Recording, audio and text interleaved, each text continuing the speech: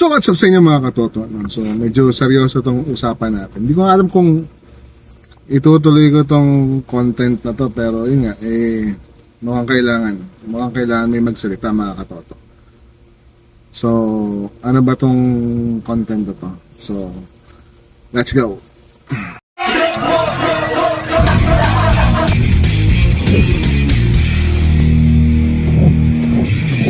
So yun na mga katoto. So medyo nababahala ng lahat. Nababahala na ang Lalamove community tungkol sa pagbaba ng rate at sa pagsasamantala ng Lalamove sa ating mga partners daw, no? So ang tawag ng Lalamove sa atin ay partners. Pero bakit ganon? Partner. Bakit nilalamangan mo kami, partner? Partner Lalamove, bakit ganun? Medyo matagal-tagal na akong bumabiyahe sa Lalamove. Actually, dahil nga sa mga vlog ng mga vlogger na nagsasabi na maganda si Lalamove, ay pinatulan ko ang offer ni Lalamove. At ganun pa man, hanggang ngayon maraming pumapatol kay Lalamove, no? Kumukuha ng sasakyan para mag-Lalamove. Pero parang hindi na ganun ka accurate yung mga, kasi kung titingnan mo kasi yun nga, nag-advertise ang Lalamove, naghihikayat ang Lalamove na sumabak tayo sa kanila. So nasabi ng Lalamove na maganda to, subukan nyo to, or mag-apply na kayo dito. Punta kayo sa office ng Lalamove, marami pa rin mga nag-apply ng mga driver, mga operator para maging partners daw ng Lalamove. Pero lamog na lamog, malalamog kayo mga katoto. Lalamog lamog na kaming mga partners nyo mga katoto. Tawag nyo sa amin partners, beko, pero bakit nyo kami nilalamangan?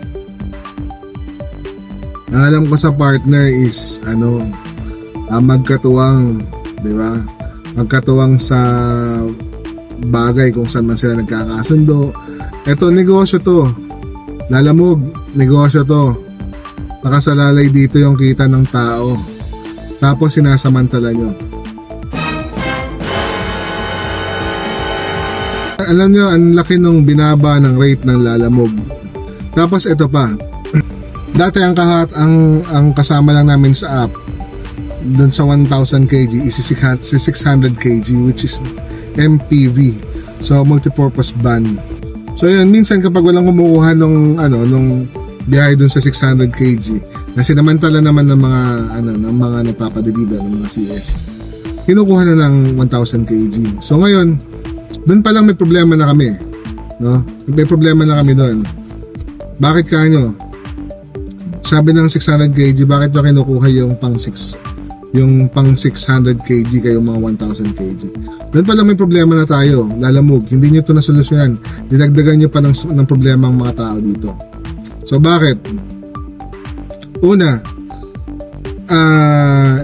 kasama si 600 kg dun sa 1,000 kg. Ngayon, yung mga customer, since nga mas mababa ang presyo ng 600 kg, etong mga customer nagre-request na 600 kg yung ibinook nila, pero naka-take note, kailangan daw nila ng L300 or Travis or H100.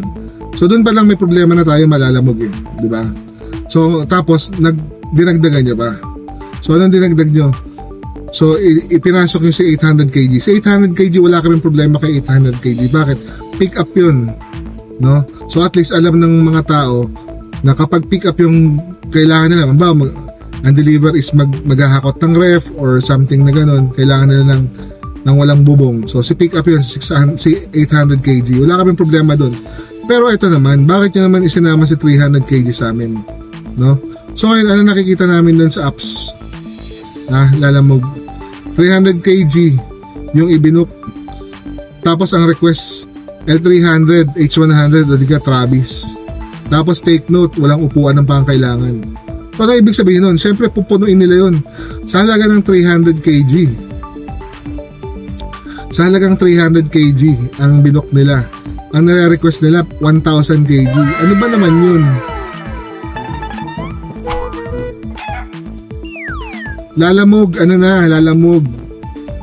So, hindi ko alam kung dito sa vlog na to anong gawin ni Lalamog sa account ko, pero sinasabi ko lang yung nangyayari sa loob ng Lalamog. Sa mga partners daw ni Lalamog na kagaya ko. So, kayo, nasa sa inyo yun. Kung tutuloy-tuloy pa ba tayo. Tutuloy. Ako kasi, naglaylo na ako dyan kay Lalamog. Nakakabuisit naman kasi talaga yung ginagawa nila. No? So, usually, may mga nakakausap ako. Minsan sa chat. Minsan nakakausap ko.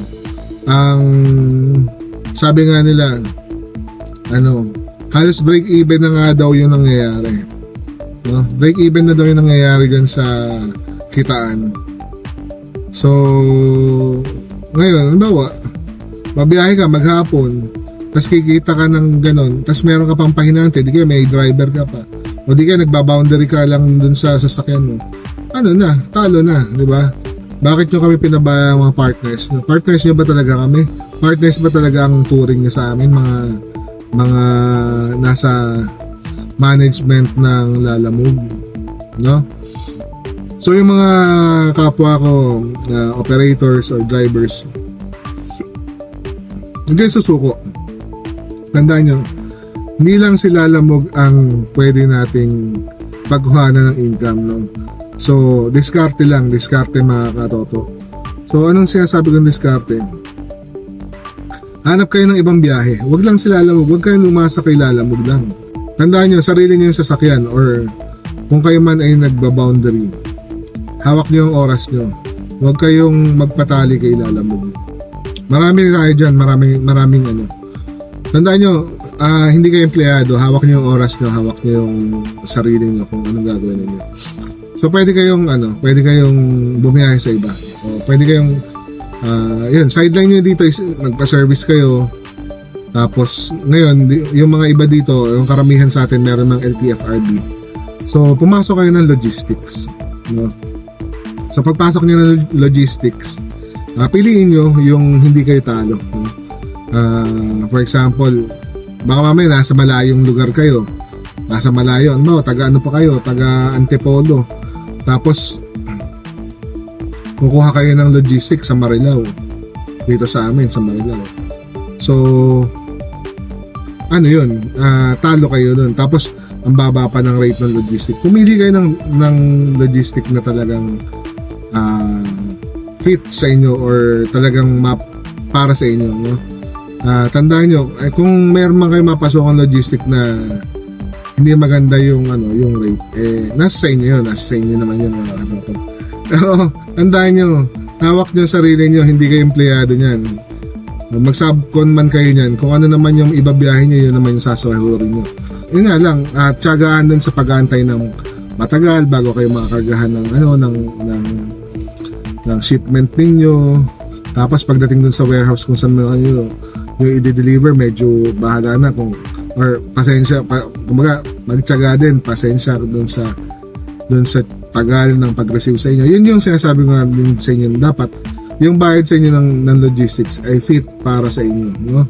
So kasi hindi naman biro yun din yung pagpapaguran nyo rin naman yun, tapos babaratin lang kayo ng logistics. Yun yung may sinasabi ko sa inyo. Maraming logistic para sa inyo. May logistic na mas malapit sa inyo, taga Malabon kayo, meron dyan, maraming logistic. Sa Taguig, marami din dyan. Sa Marilao, meron din, no? So sa Valenzuela, meron din akong alam diyan. Sa May Kawayan, meron din. So marami kayong pagpipilian. Kung saan kayo malapit, doon yung piliin. Huwag kayong magpatali lang kay Lalamog. Kasi kawawa tayo mga katoto, kawawa tayong mga operator. Partners daw ang sabi nila sa atin, pero hindi ko nakikitang partner ang turing nila sa atin. Pababa ng pababa yung rate nila. Sabi nila babawi daw sila pagdating ng September 18. Pero anong ginawa nila? Yung bawi nila? Idinagdag na si 300 kg sa ating 1,000 kg. So, yun? Anong bawi yun? Pabawi sila, pakabig. Tandaan nyo, 20% ang kinakaltas nila lamog sa atin. Ha? Hindi biro yun, 20% mga katoto. 20%. So 80% lang napupunta sa atin. Magagasolina pa tayo, magdidiesel pa tayo. Kung meron kayong empleyado, meron kayong driver o meron kayong pahinante, suswelduhan nyo pa doon. Doon nyo gagamitin, doon nyo kukunin sa kikitain yung 80%. No? So, mag-isip-isip mga katoto, mag-isip-isip. Hindi ko sinasabi na bitawan nyo sila lamog, pero may ibang paraan para hindi tayo matali dyan. Pwede nyo i-alternate yun. Kunwari, nag-logistic kayo. Nag-deliver kayo nag-deliver kayo ng south or ng north. Kunwari, or for example na lang, nag-deliver kayo ng Tarlac o ng Pampanga. Pagdating sa Pampanga, bago kayo umuwi, taga Malabon kayo, taga Bulacan kayo, taga Valenzuela kayo, antay kayo ng booking para meron kayong pauwi, no? So yun, hindi ko sinasabing bitawan nyo yung sige lalamog, nasa inyo naman yun. Tandaan nyo, hindi nila tayo hawak, no? Kaya lalamog, hindi ako galit sa inyo, hindi kami galit sa inyo, pero sinasabi lang namin, may pakinggan nyo naman kami, no? Alam namin hindi nyo kami empleyado para tingin nyo yung aming hinaing. Actually, nagtigil pasada na kami nung mga nakaraan, pero alam ko hindi nyo kami dininig, lalo nyo pang tiniisan at lalo nyo ibinaba yung rate, no? So alam namin yan. So ano ba to nyo kami sa amin, partners o kaaway, no? So ano bang tingin nyo sa amin na mga lalamog management, no? Ano ba? So, seryoso tong topic ko dito sa vlog na to. Kasi gusto ko maging eye-opener ito. Bahala na kung anong pero maging eye-opener itong topic na to. So, tayong mga tayo namang mga operator, magkaisa tayo tungkol dyan. No? Silalamog yan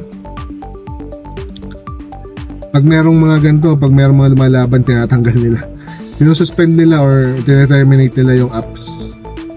Kasi ang katwiran nila, araw-araw may mga nag-apply. So ganun ba ang partners? Wala tayong pagkakataon para brought out sa kanila or may sabi natin sana ang hinanaing. Kasi nga pag nagsasabi tayo ng hinanaing sa kanila, di-terminate or sinususpend yung ating apps. So again mga katoto, wag nating hayaan na matali tayo dun sa dadalong na yan. Maraming options, mga katoto. Kung may mga dito, may mga taga Bulacan dito or mga nearby, kung gustong mag-logistic, gustong mag-subcon, magsabi kayo. Comment down below lang or di kaya mag-PM kayo dun sa aking messenger. Usap tayo, tulungan ko kayo kung saan naka-logistics yung sasakyan namin. Tulungan ko kayo na mapasok, no? So, may mga requirements lang doon, pero yun nga, madali lang i-comply, tsaka tiyagaan lang mga katoto. At papasaan ba sana kung loloobin, maging maayos na ang ating flow ng economy, lalo na sa ating mga operators. Na? So, yun lang muna mga katoto. Hanggang dito na lang muna yung ating at seryoso yung topic natin. Ayokong masayang itong topic natin. Gusto kong maging eye-opener. Salamat sa mga nanood, salamat sa mga sumubaybay. So again, hanggang dito na lang muna ang ating topic, ang ating vlog, ang ating video mga katoto. Hanggang sa muli. So, please like, share, and subscribe, and please support Filipino vloggers. So hanggang sa muli mga katoto. So robust.